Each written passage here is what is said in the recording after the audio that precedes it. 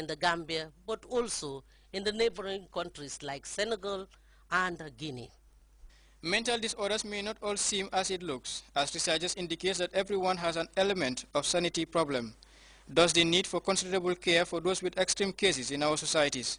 One way or the other, each of us have a degree of some sanity maybe, or disturbance in our society, or within ourselves, or among our other people that we interact with.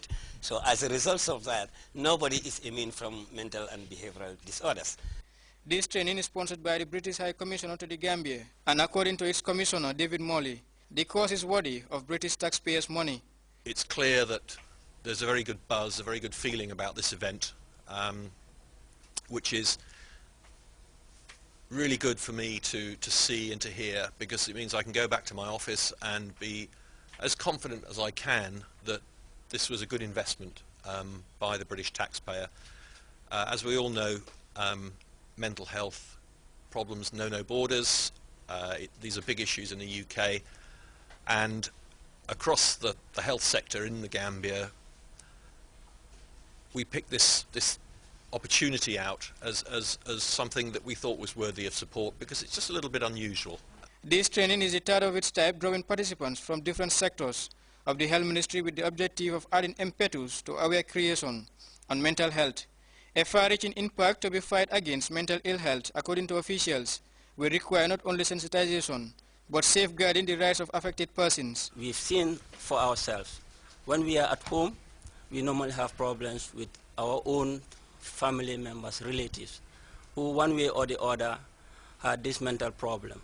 And one thing people always thought of is taking the matter to police, which actually does not call for. It's our own responsibility as health personnel to make sure that these individuals are taken good care of. In what way?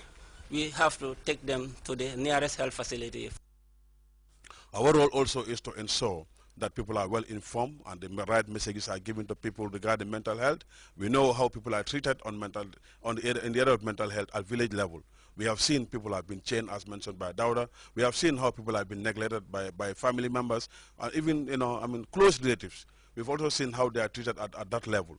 This is why we want to raise awareness on how do you promote the welfare of these particular people at that level, I would say down to Koina.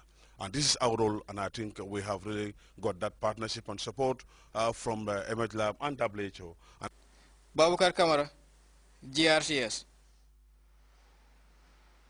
The report there by Babukar Kamara takes us to our first break. When we come back, we'll take a look at the international news. Stay tuned then.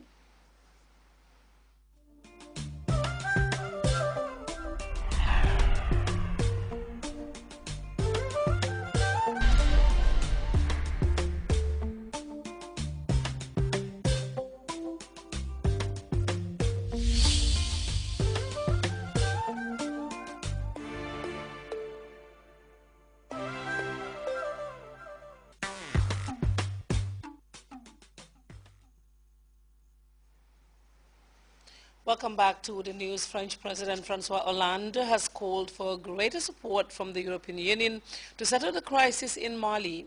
The French president told the EU delegates in Strasbourg that the organization should have what it needs to make decisions. We have details in the CFI report. Parliament had been waiting for weeks for François Hollande to come and talk about the intervention in Mali.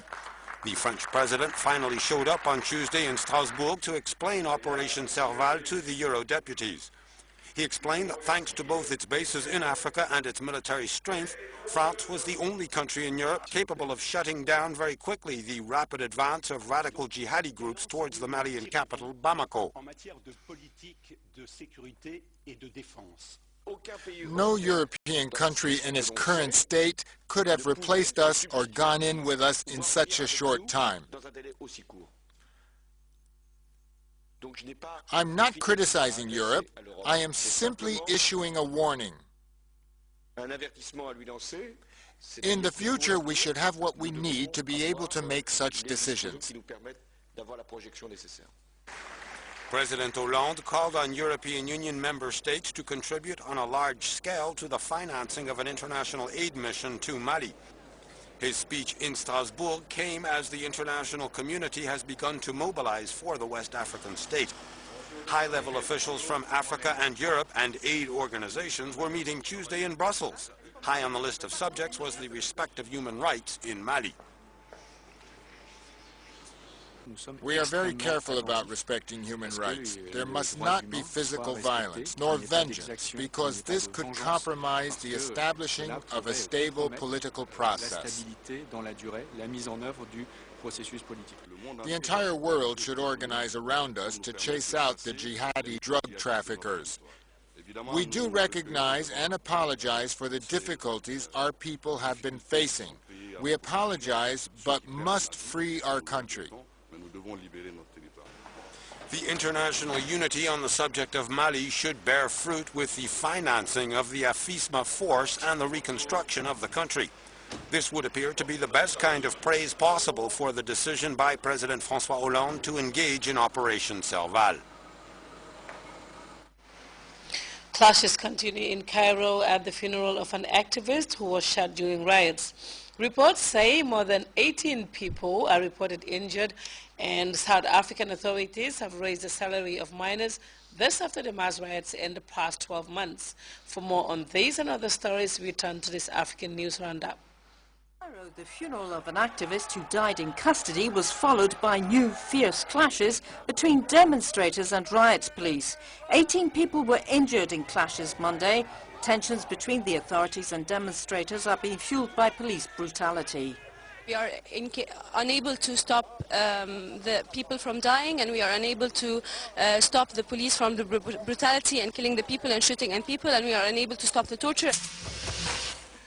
In a televised interview, the French Interior Minister confirmed the arrest of 4 suspected jihadists in the Paris region. Police are investigating a network set up to send jihadists to fight in West Africa. 3 French Congolese and a Malian were arrested. According to the Interior Minister, the network concerns a small number. There are only a handful of Frenchmen in the Sahel region. I cannot give you a precise figure on that.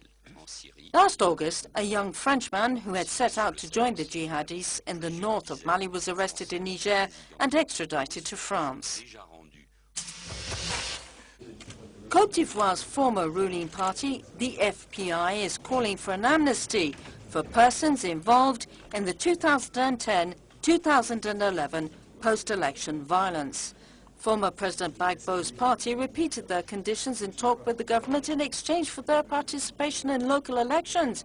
The response from the Ivorian government is yes to reconciliation, but justice has to be done. Talks to bring the party back into elections began last January.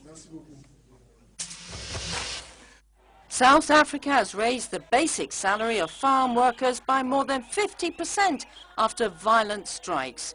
There have been widespread demonstrations, clashes with police, fires, barricades and 3 deaths in the fruit-growing Cape region over the past 3 months.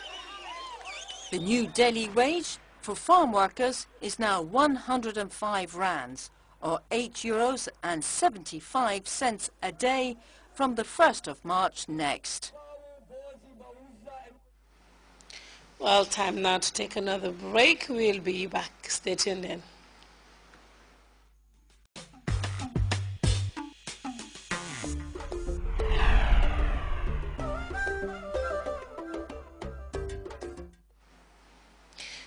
Time now to take a quick look at the weather report, courtesy of the Center Forecast Office. The River Gambia provides nutritious delicacies as food, while it provides its wildlife a balanced ecosystem. This river, as a sanctuary, is committed to its inhabitants' needs without season. And as you travel along, all these values are replicated in one company, Elton. Just like the River Gambia, leads in its commitment to values that matter most. Elton, championing the vision for a new generation.